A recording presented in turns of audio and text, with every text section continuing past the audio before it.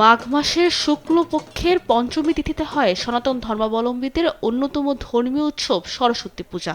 সরস্বতী বিদ্যার দেবী, তাই এ পূজার আয়োজক শিক্ষার্থীরা।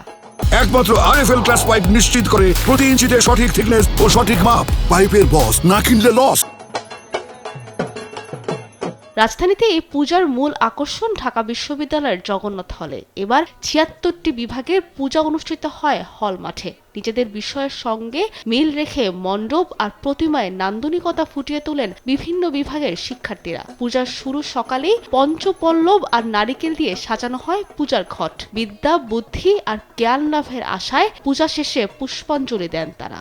সবার শুদ্ধ জ্ঞানটুকু, সেই শুদ্ধ জ্ঞান দিয়ে আমরা আসলে আমাদের জীবনকে পরিপূর্ণ করতে পারি, যেভাবে পরিপূর্ণ করলে আসলে আমার এবং 10 জনের উপকার হবে। সত্যি মহাভাগে বিদ্যে কমলোচনের বিশ্ববে বিদ্যা রাখি বিদ্যান দেহি নমস্ততে।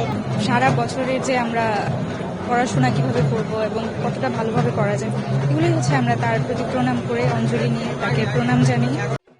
বিদ্যাদেবীর আশীর্বাদ নিয়ে এদিন হাতে খড়ি দেওয়া হয় শিশুদের। সনাতন ধর্মাবলম্বীদের পূজা হলেও সরস্বতী পূজা পরিণত হয় উৎসবে।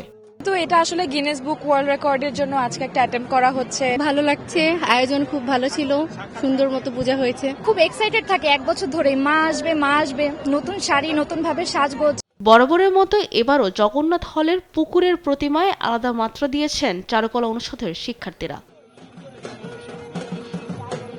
সাবরিনা মজুমদার, দেশ টিভি, ঢাকা।